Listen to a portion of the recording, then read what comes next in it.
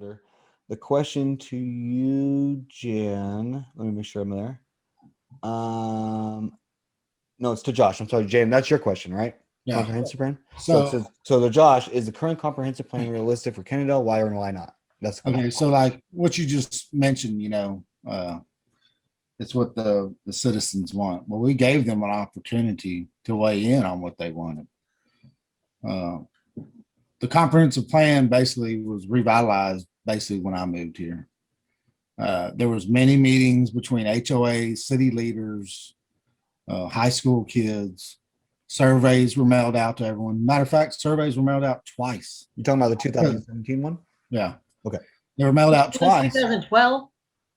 No, I think he's talking about the 2017 where they. No, I'm talking about 2012. Yeah. Oh, you're talking about the earlier one. Okay. Yeah. Okay. All right. And so, there were some issues with the data and the surveys. So they mailed them out again. So there was a lot of opportunity for people to give input, because I can remember a very cool interactive workshops at the library where they had groups, they split out. We're all on these different tables. They had maps with those stickers, and they had stickers of roads and bicycles and kayaks even. And we would place those, and everybody was putting their input in and giving insight. So it was real cool to see, what a lot really it really was towards the comprehensive plan that we have now. I do think that comprehensive plans may change a little bit.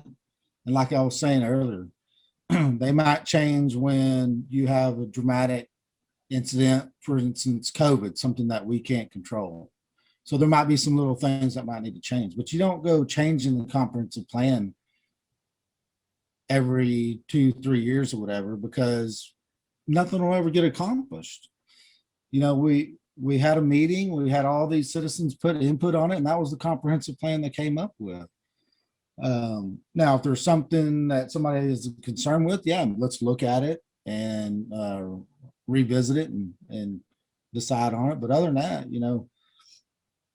I personally think that our comprehensive plan, and it's hard to see too, because you don't see the end picture. You go down the parkway and you see junkyards. You got to kind of, my point is that we're not. And you go over Kennedale Parkway and you see this beautiful downtown Fort Worth. And in my mind, I imagine just shops all the way down, Starbucks, a great Mexican food restaurant, places we can go and eat, spend money. And it's hard to envision that, and that's why comprehensive plans are kind of difficult, but I'll get off my soapbox. Okay. Jan, you want to get on your soapbox? Yeah, sure. So I wasn't a part of the 2012. I know that UTA students were involved in putting that together as well. And I just look at it not as a whole, but there's parts of it that just seem financially unrealistic. Mm-hmm. Like the cost of some of these, of some of the plans, maybe it needs to be more, stretch it out to maybe a 50-year or something, plan, like really out there, and then cautiously go in, maybe if it's presented more that way. But just as an example, when the water rates were so high, there was so much money being spent out of the stormwater on studies. Mm-hmm. And even once I was on council, there was down on Trent Street a property. So Trent Street is behind that Oak Crest Valley. If you go down Valley, Trent Street is like a small industrial. It's kind of half industrial and residential. And those residents were offered the opportunity for the city to purchase their houses and that it would become parkland. And only one house said, yeah, we'll take you up on that.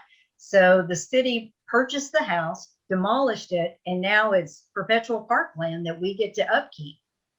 Well, and that cost $70,000. That was just our part of it. Well, I disagree. And it was all, that's part of the comp plan. I mean, that was, I remember on council, Chris Pugh was like, well, that's part of the comp plan. And, that's why we did that. Do you disagree with that?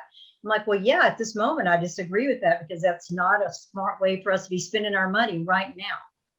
Maybe when you have lots of money and there's extra in the reserve, but for the moment when we have the citizens were paying these, astronomical water rates, then no, it's not the time for us to do that. So that's kind of the way I feel now with our tax situation is, let's look at this and be wise about it. It can be the comp plan, but is it the smartest thing for us to not have a business maybe come in here right now? Because we see that the comp plan shows that as a parkland. And so we don't want a business operating there because it's parkland. Well, right now it's not a parkland. So while it's not, let's let the business operate there. So usually parkland Yeah. is reserved for flooding areas. Yeah, but see, that's the comprehensive plan. You can't just go changing the comprehensive plan because there's something there as a vacant. We would never get anything done. No, I'm not saying that it's vacant. I'm saying there's a business that's currently there. Okay. Hmm. And so or like spending that money on demolishing that house. I disagree with that. and I disagree with that too. In an instance like that, we If- should have looked at it and said, hey, you know what? All these homes Well, there's Are a not- little bit more involved in that, and just to clarify for you guys, since I know a little bit about parks.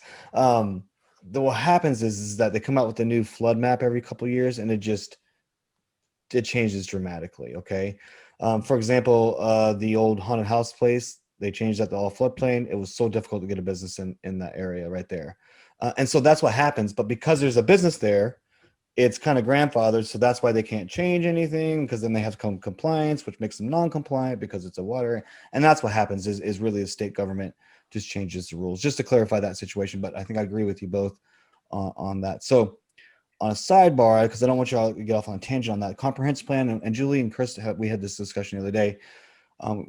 First did, I think it was in 2007, 6, 5, somewhere around there, that we paid $1 million to have the evaluation of the city. Which was, get rid of the smut, get rid of the junkyards, change the way traffic flows and things like that, right? And then we got lucky, and we benefit from the UTA master's students doing our comprehensive plan, and they did the parks one, they did our green space, just to kind of let everybody understand on how that partnership is wonderful for that was $1 million versus nothing. So they did a really good job in 2012. And then we did get a new Melissa. She came in around 2016, I think, which is, I think, a good way of her doing it in 2017, kind of a smaller to see everybody's still on the same page. What can we tweak without doing a whole shebang thing? So the question is should we do a comprehensive plan every 10 years, or should we have a good plan and every 5 just check in and see if we're still on that path, or if we've checkbox things that we've accomplished and put new things on. Jane, I'll let you talk first of that. I want to go back to something Josh said that I think is important, is so many times when we have these opportunities to look at what the citizens want, new plans, ideas, citizens don't show up. So while we've got this opportunity to talk to the citizens, I'm just going to say, if you ever get the opportunity to show up and fill out a survey, it's so important that you do that, because so many times you're upset later when it's been changed. Like I wasn't involved in the 2012 at all. I mean, and a lot of people aren't. You're busy living your life and you just assume people are making, wise, responsible decisions, and then you find out they're not. And, that's when you get involved. But so if we do this again, I'll just say to all the citizens to come and participate. I would say anytime that you can get people to help you put a plan together that's not the $1 million plan, that's what you want to do, because we do have a base right now. We do have a base, and I'm just saying, let's look at that base. So what happened in 2018, that was actually at the request of council. Yes, that was at the request of council to look at the comprehensive plan. And so what was done is these neighborhood surveys were done but I don't think people realized when they went out and listened to what was presented. I think they listened and, you know, they heard what was said. There weren't a lot of questions. There was a survey at the end. And I know for a fact that the survey information, the data was manipulated. The percentages were manipulated. It was like A, B, C, D, you know, you answer. And I think that when the citizens wrote in, like what they wanted, because it wasn't specific to, do you want apartments, for example?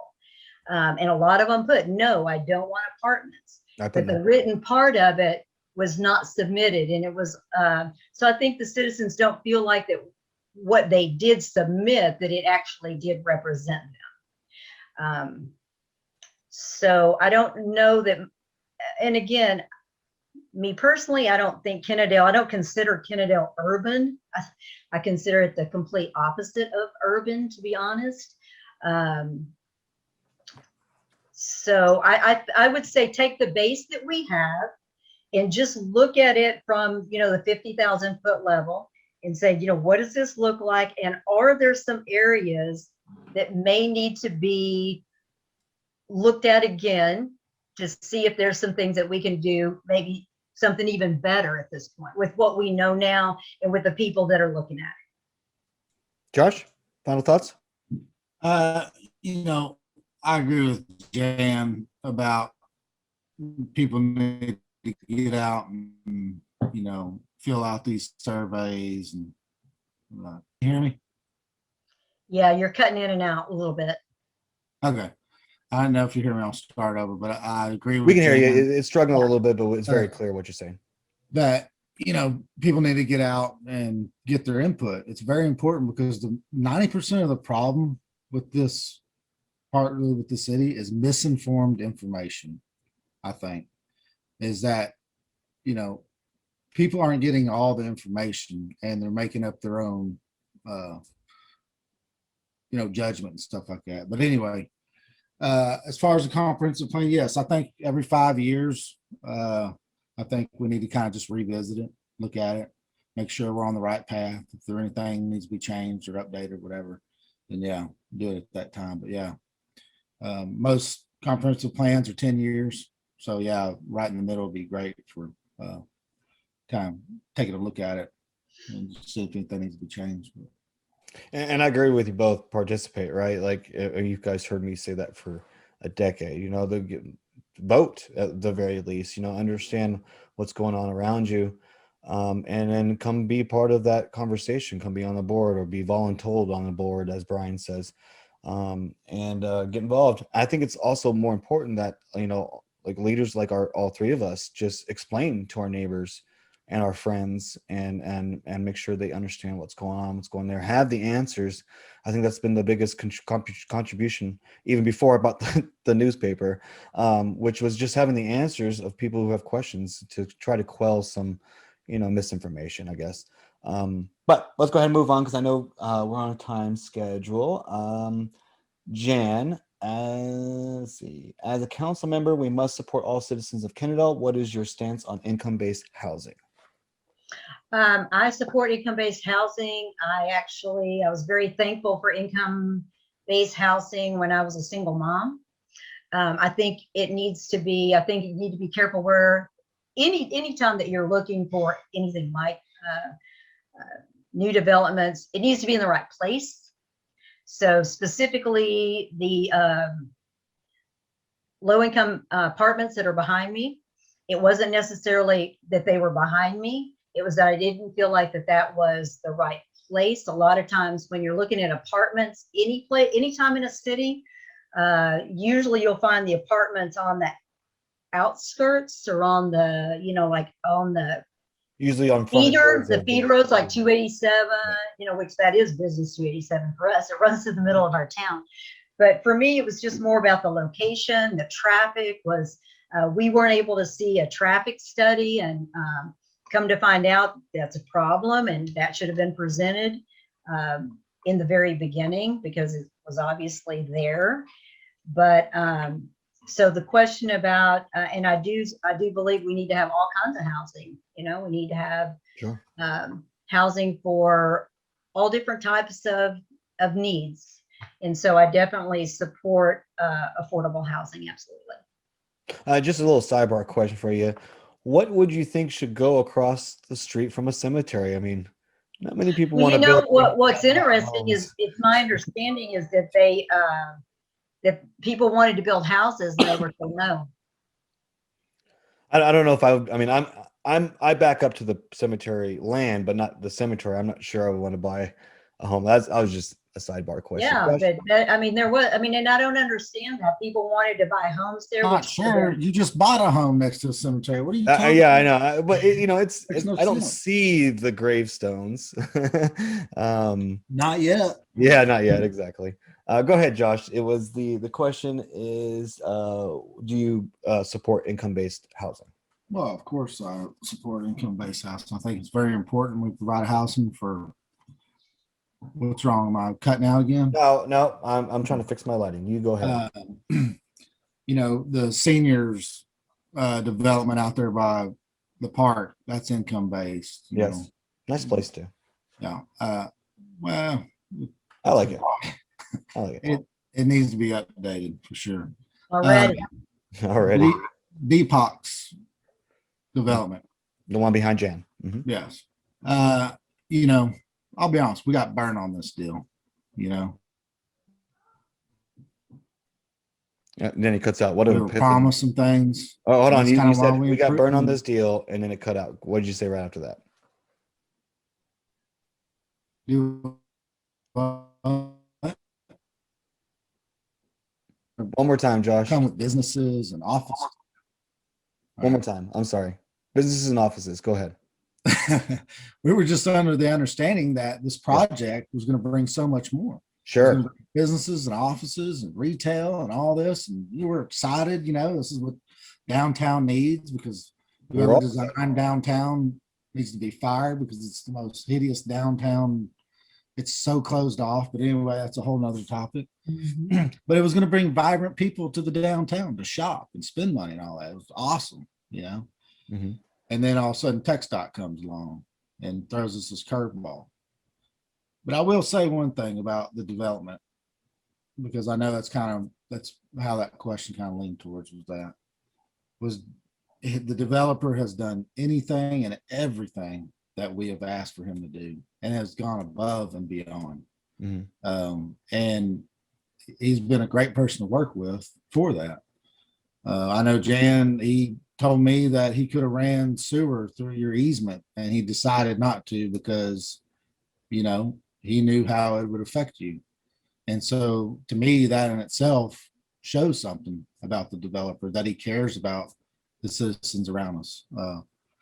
But the overall project, now that the businesses and offices aren't going to be there, it's still a great project. You're right. It's a unique location. It's across from the cemetery, but it's going to provide housing for teachers, police officers, firemen, city workers. We don't pay our city workers very well. Let's be honest, And so the way that works is you'll be living in an apartment. This police officer might be paying $800 in rent, and the teacher next to you might be paying $300 in rent. You don't know. And so for that, I think it's still a great project, and it allows housing for lower income citizens. So, Jan, any rebuttal to that? I don't think it was going to run. I think it probably would have run through Eric's easement because we have the creek.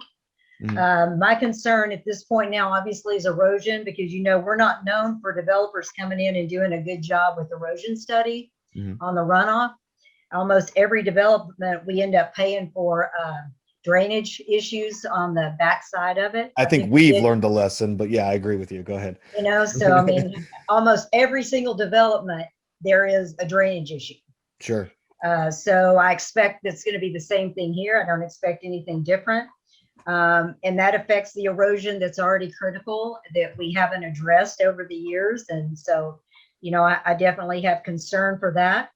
As far as TxDOT throwing the curveball, that curveball was there, and we should have known about that in advance before a decision was made on the apartments. So I was actually going to ask that question, and I'll let you answer, Josh, is you know, we knew that they were going to do a study and they were going to check in with Text Doc. And I knew that too, and we were still for it. Do we think that, were we surprised, Josh? Were you and I surprised that they were going to say no? Is the question, because of, you know, because of how it is. Absolutely, I was surprised, but I do think with this development, we've learned from it. For instance, that little piece of property you're talking about, the EDC owns on Bowman and Kennedale Parkway. The developer wanted to put an entrance right there off Kennedale Parkway. Yeah. And so now we learn, well, hey, hold on a sec, let's get TxDOT involved first and find out if this is feasible. And so the good thing is we learned from it. And but yeah, that whole area anyway in general is dangerous. So I'm glad that they're finally looking at it. Yeah, and I'm not sure what the solution is. I'm sure you, Jan. I'm not. Well, the solution is redesigning that whole area because Yeah, but that's I going don't to be know smarter men than me, you or I, yeah. because That's what it's engineering 5 stuff. and 1. I don't know if you ever been in the West Fort Worth where they have those 5 meet in Yeah. on 1 on 7th Street. That it's Yeah. just a nightmare, and I hope that doesn't turn into something like that. Yeah. So Jan, as far, well, I'm just going to follow. Let's do a little follow up on your erosion development. I agree with you. There's a couple of developments on the backside. I've been hearing about it for years on BOA boards and parks boards and things like that. And Larry's focus in the last, let's say 5 years has been being more aware of the issues of erosion that before his tenure, nobody really cared about. And so I believe he's been pretty hard on it. Do you think that we could be harder? Because I know they've been saying like there's 3 ways to doing this. Here's the rock way, here's the gravel way, and then here's a cutoff way. What was the question? So do you think we're getting better? Do you think we're learning that lesson from previous administrations, basically a decade ago, the mistakes? You mean on the Erosion. like drain off? Yeah. Well, I think Brookstone, I mean, it happened right next to Josh. I mean, yeah, that's what I was just about to say. If anybody knows anything about anybody know, Josh knows that's gonna be about me, it. because you're right. These developments come in and we don't think ahead, and Yeah.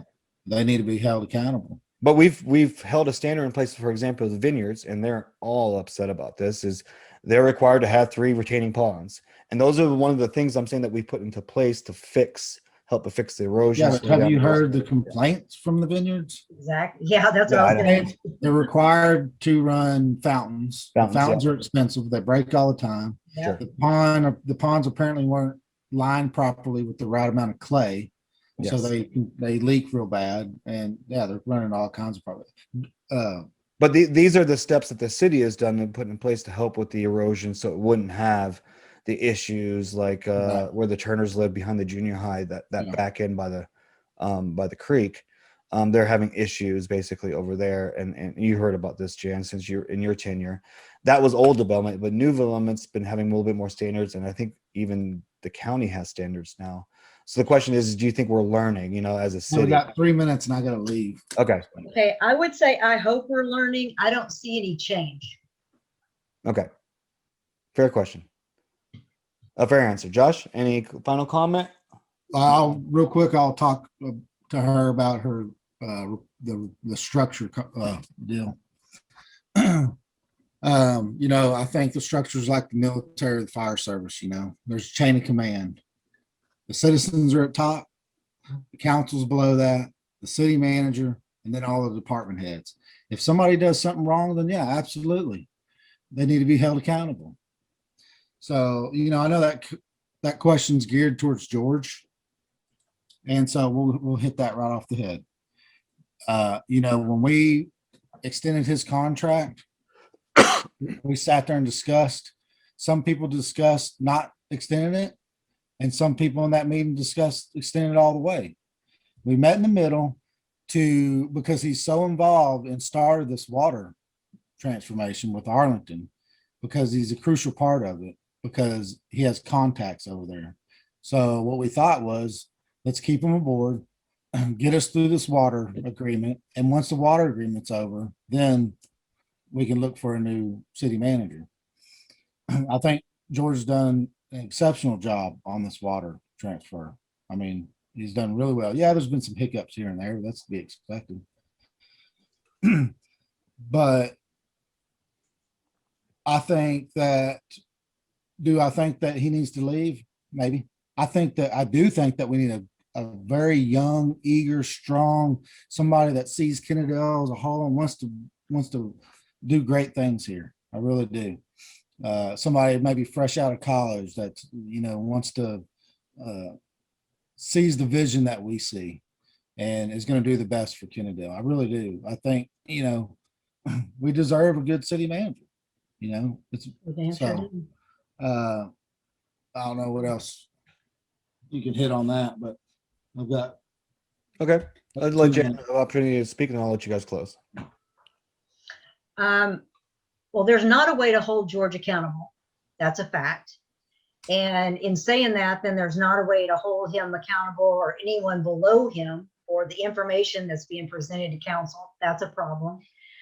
So I do hope that we've learned our lesson, and I hope that when there is a new contract in place, that there's actually some benchmark and some performance measurements that can be put in place that can hold the city manager accountable to council and to the citizens.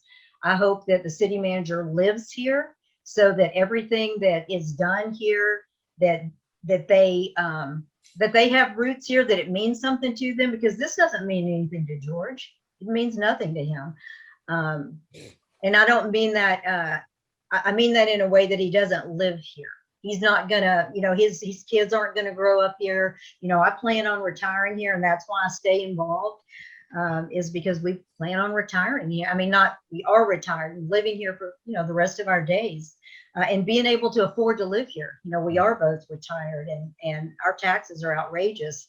And being able to hold a city manager accountable to present accurate information to council so that we can hold the projects, hold the cost down for the citizens, and the citizens are actually getting what they're paying for their taxes is super, super important. And I think if you have a city manager that lives here, then it would be important to them too. But if they don't, I don't think it's important to them.